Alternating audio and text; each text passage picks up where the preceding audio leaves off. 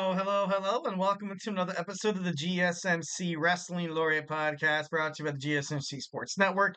I'm your favorite wrestling fan. I hope you guys had a great weekend. Those of you who enjoyed a 3-day weekend, happy Veterans Day to each and every one of you guys, especially those who did go out and service and military and all that. Whether it's the Marines, the Navy, basically if you went inside the military, we obviously appreciate all your hard work, dedication and sacrifice, of course. So thank you guys so much. So we can continue watching professional wrestling. Just sitting in our comfortable chairs and you know barbecuing. I'm just kidding, no, but obviously we do appreciate those who served in the U.S. military.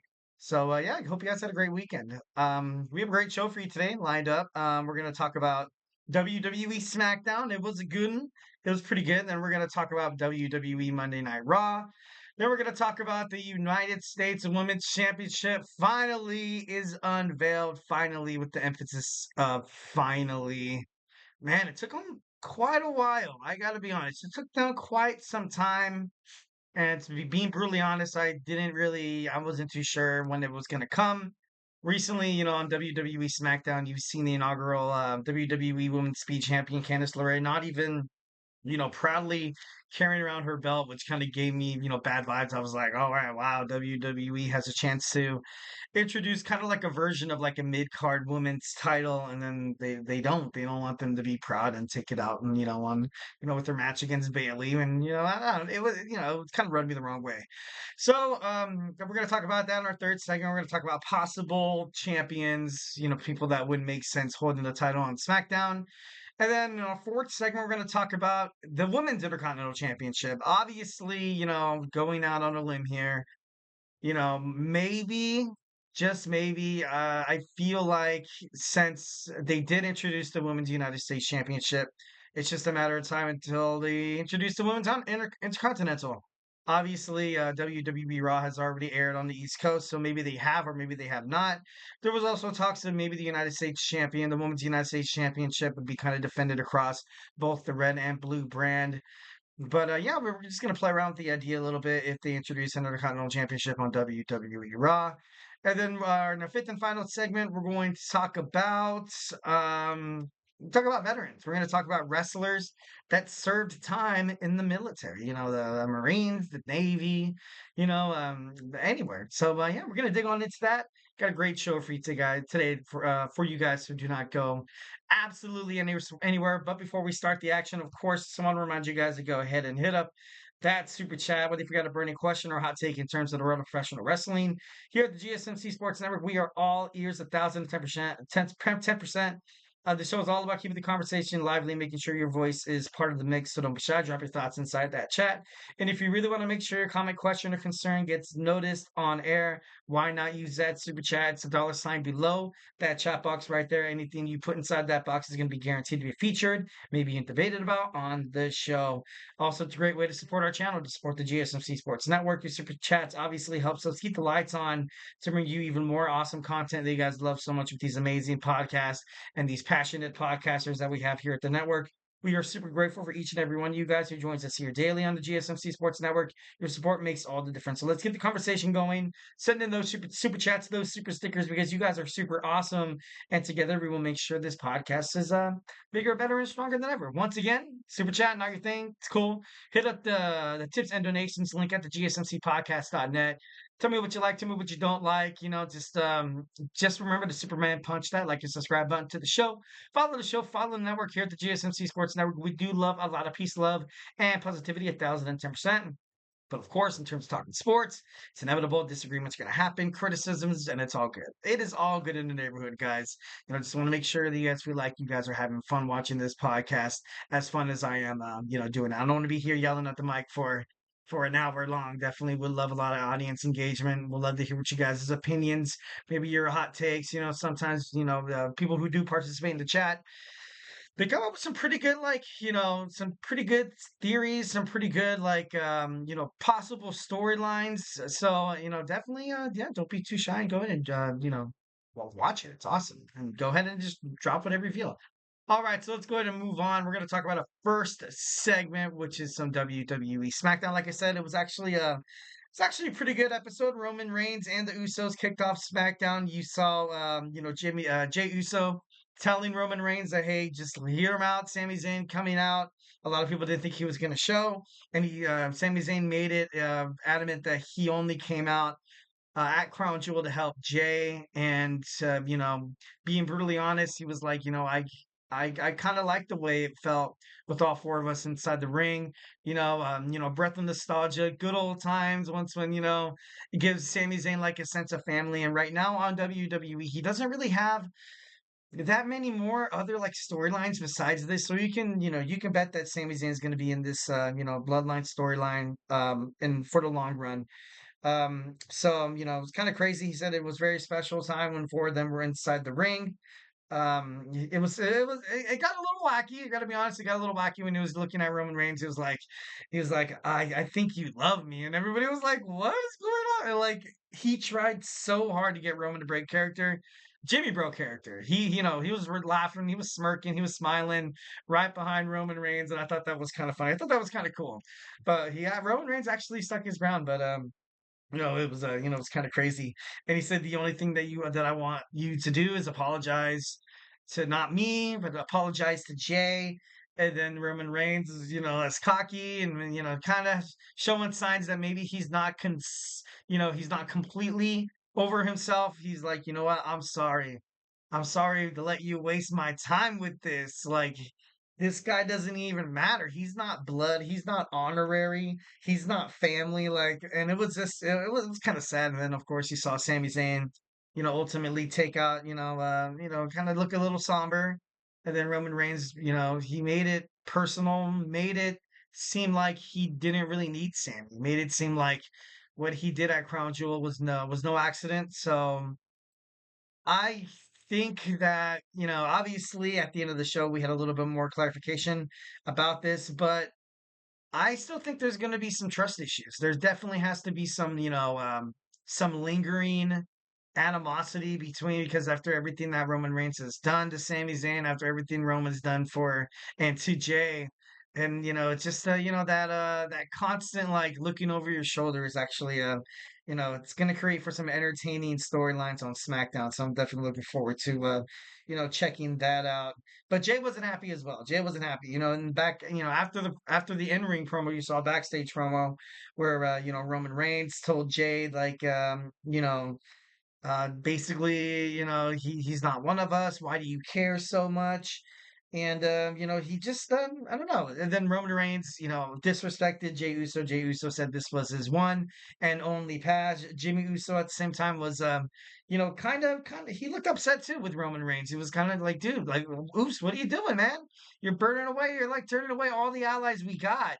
And obviously, Roman Reigns was like, "Oh, well, then we'll get you brother." Like it was just, I don't know. It was very it was good. It was, I would give overall everything that's happening with the Bloodline, this SmackDown would probably be like an 8 out of 10. I thought it was pretty badass. I thought it was kind of cool. Next, we see a match between Bayley take on Candace LeRae, but first they introduced that Elimination Chamber this year. In March is going to take place in the Toronto Blue Jays Stadium. So I thought that was actually pretty badass.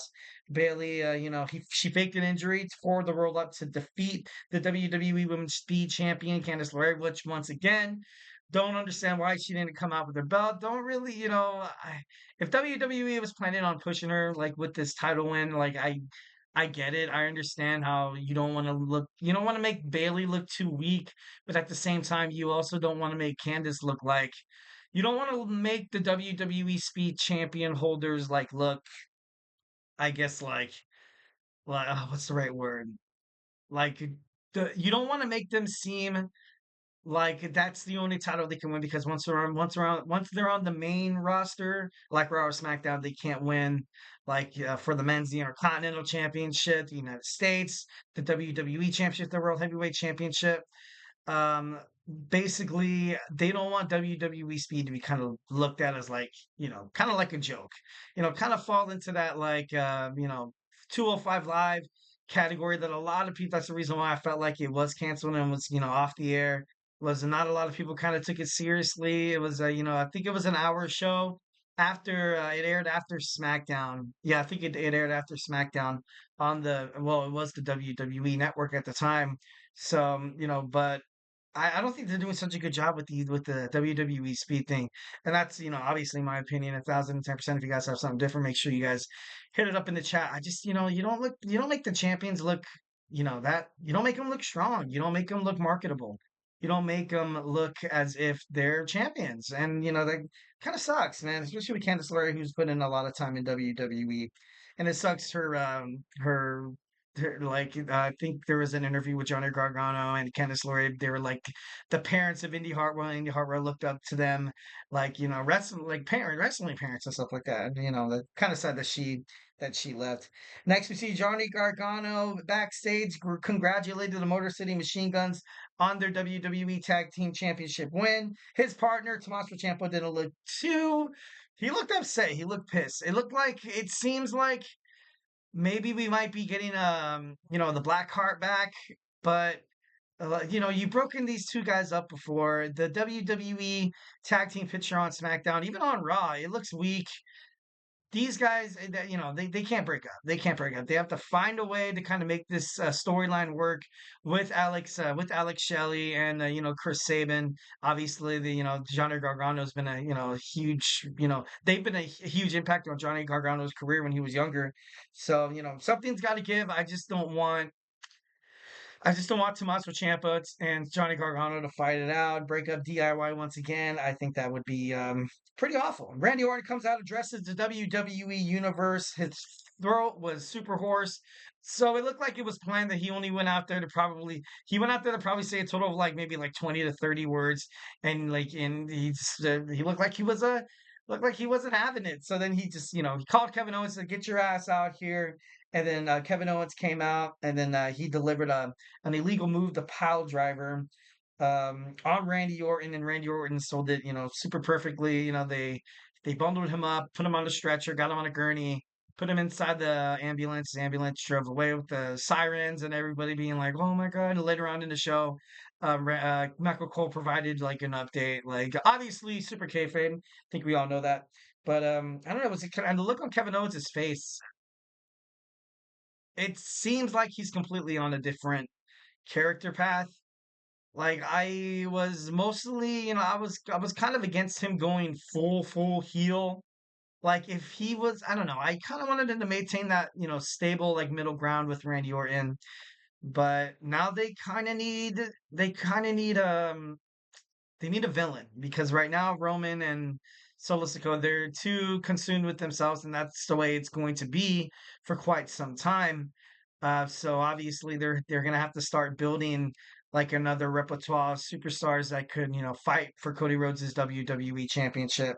Cody Rhodes obviously came out and accompanied his friend Randy Orton, and left with him to the hospital. So I thought that was kind of crazy.